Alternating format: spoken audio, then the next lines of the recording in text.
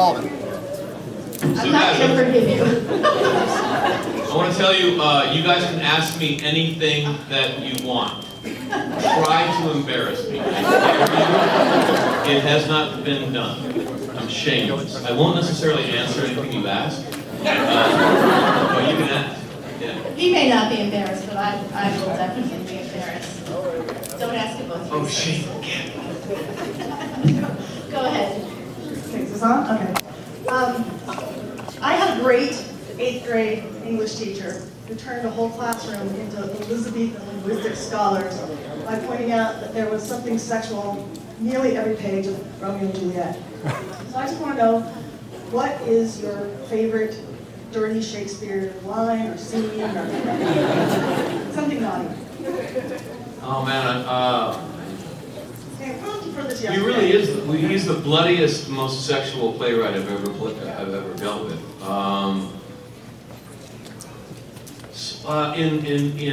In Macbeth, the porter talks about nose painting, which is laying with a woman and painting your nose.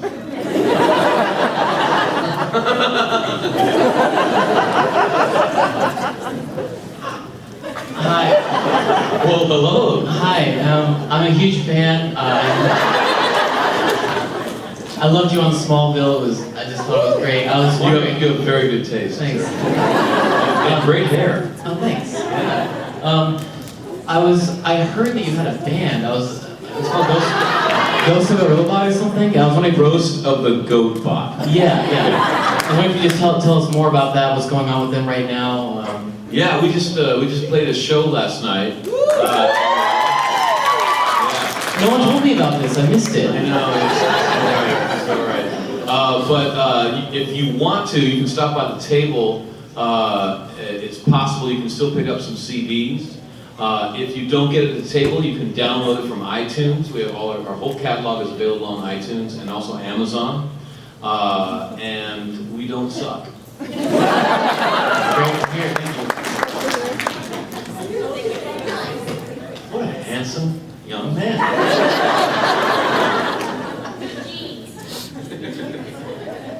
David.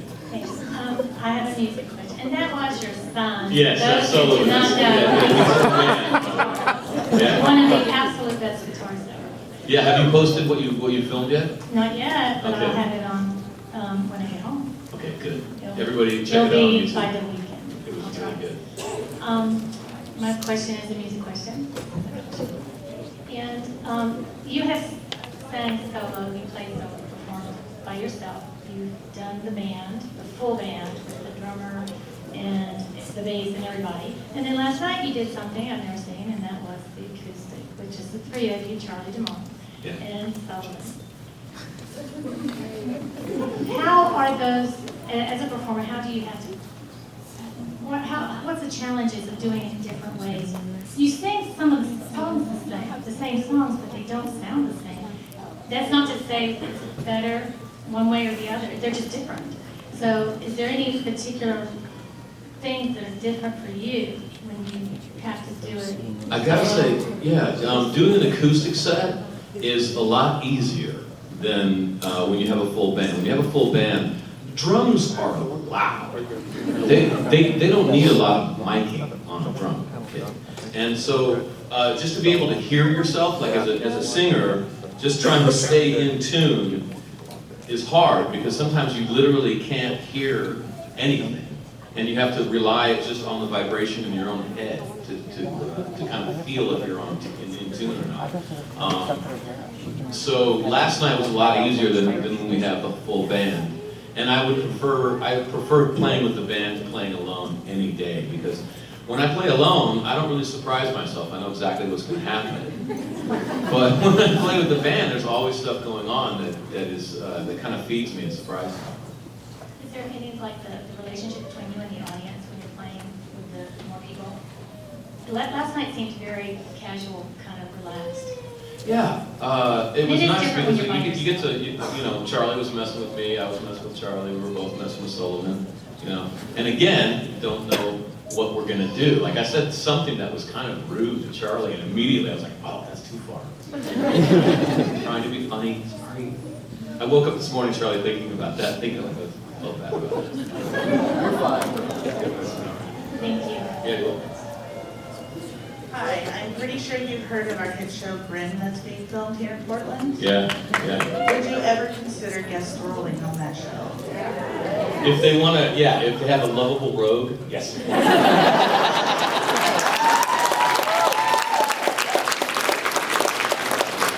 Hi, James. I'm Antonio. My sister Alicia and I, we watch your show a lot, or all of your previous shows on Buffy and Angel. One of our favorite episodes was the Once More with Billy when you had, sang, and there's an explosive kiss at the end with Sarah Michelle Gellar. Is there an episode from either Angel or Buffy that you felt was like your favorite episode to film? My favorite episode by far for either show would be the musical. The reason for that is that none of the cast had any faith in Joss Whedon at all. We thought that the man had gone insane. We thought that the pressure got to him and he lost it, or his ego inflated, and we thought that he was going to burn all of our careers down, and we were all going downhill. The thing that happened was that he dropped off a cassette tape to all of our trailers in lieu of a script that week. And so there was a cassette tape, and I put the cassette in, and it was Joss and his wife Kai singing the songs, and Joss was playing the piano, and they're both geniuses. Joss is an awesome fellow, but he can't really sing that way. And he can't play, or back then really couldn't play piano that well at all. And so the music sounded terrible. And I mean, it's good music, but you can't, there's no writing that can withstand bad performance. Like, and the proof of that is a bad Shakespeare play. There's nothing more painful than watching bad Shakespeare. He's the best playwright. So I was aghast. I was like, this is what I heard we're doing. What? And I go out all befuddled, and I open my trailer door out into bright sunshine, and all the rest of the cast just did the same thing, and they're all coming out of the And we all tried to talk Joss out of it. We went to him personally and in groups and trying to tell him, no, this is wrong, and not be dissuaded. And then at some point, we realized that we weren't going to get out of it, and we started working really hard. And people, like Sarah got 2 vocal coaches. There were like dance coaches coming in, stretching us out all during the week, prior to beginning filming. And we really got down and really said, okay, this is certain doom. We are definitely toast, but let's try hard anyway.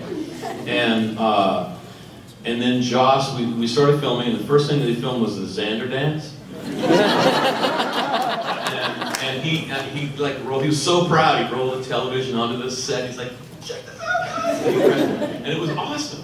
And so we went from the depths of despair to just flying high, to the point where the episode after that, which I think is another really great one, Tabula Rasa. Tabula Rasa. I can never say that. Great episode, but we were bored. We were like, where's the music, man? I want to dance. So I was really proud of us, just as a company, that we didn't give up. We really thought we were going to fail, but we tried really hard anyway. And that's the reason.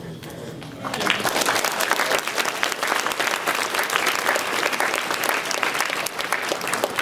Hi James, I'm Sonia. Hey, Sonia. My question is, if you were banished from the entertainment industry, what? God forbid. What would you do as a career and why? I would refuse to be banished. I wouldn't be banished,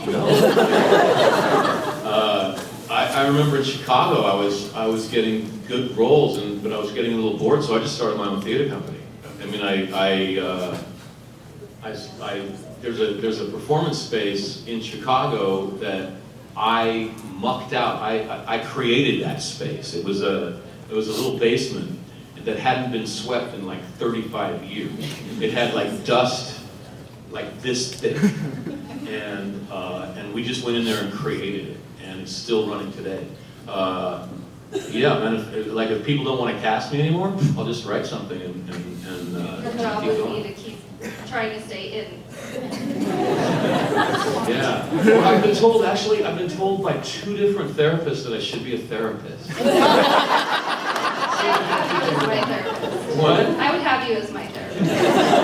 Very understanding. I wouldn't yawn at all. That's all. I appreciate it. My next question is, how do you like Portland? Have you been here before? Yes, I have. I love Portland. I love. It's like a whole town of musicians. Everybody's kind of relaxed and everybody's kind of chill and accepting everybody else, and I love it. I absolutely love it. I love this whole. I'm from Northern California, which I know California. Sorry, but Northern California is pretty cool too. You know, it's kind of the same flavor. I love Oregon. When you come into Oregon, it says, what is it? Welcome to Oregon. When you're done spending money, please leave. Thank you. Hi, James. Hey, brother. My question is how, it's a role you've been in for a while now. How is it playing Chicago's only professional wizard? Harry Dresden. I gotta say, it's really hard. Really? Yeah, the thing is, I listen to a lot of audiobooks, and it drives me crazy how so many readers play it safe. They go, and then Joel went to the mountain, and he picked up a stick, and lit the stick on fire.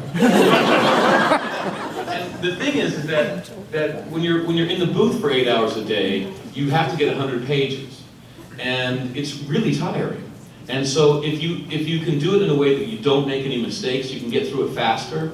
And I understand the fatigue factor, but I just think it's wussing out to go slow like that and play it safe. So I like to just jump off the cliff and go as fast as humanly possible.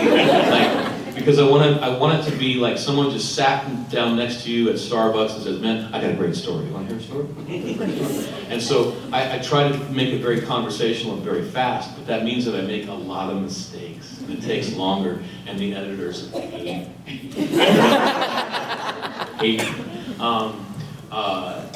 But I'm proud of it. I mean, I think it's really good writing. I think that Jim Butcher in those books puts a little more meat on the bones than you expect. And there's often things in those books that stick with you. Like, I think it was the second book that I read, there was a female chauffeur that was driving around a rich couple, and they touched her in a weird way, and she kind of reacted, and they were talking about sexual abuse. And why someone who's been abused goes back to be abused again, and that keeps running back in my mind. It's like, wow, Jim, that's kind of wonderful in a weird, twisted way. But I feel like he could get away with being less interesting, but he just does it because he likes it.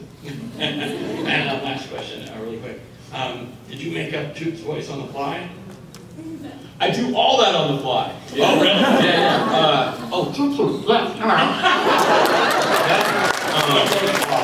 That's a character that I learned in high school, that my friend Chris Green, he had the character of Abdul.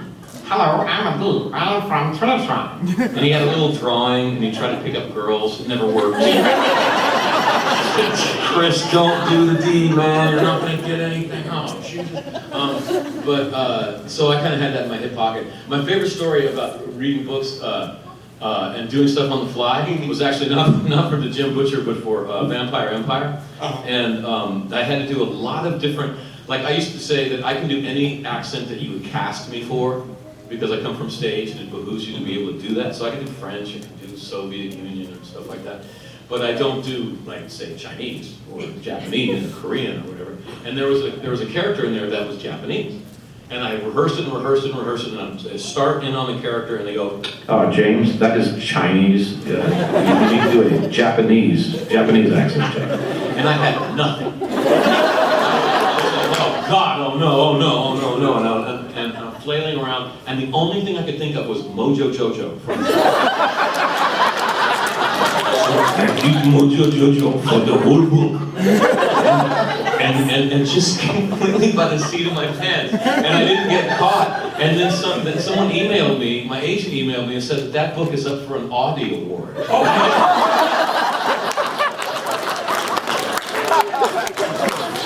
Well, you did a good job of sharing. Right on. Thanks. My name's Roxanne. So one, please in Portland. Also, so I have a friend that couldn't be here today, and she told me that I had to ask you what it was like kissing John Berman. I learned a lesson kissing John, which is, and this is for all guys, shave, guys. It really is uncomfortable to kiss somebody who's got shadow. Really, I say I shave much closer after that. You know, the thing is, I don't really enjoy sexual scenes. I don't like to be ordered to kiss somebody, you know, because when you show up and you're getting paid and ordered around in a sexual way, like, what is your job description today?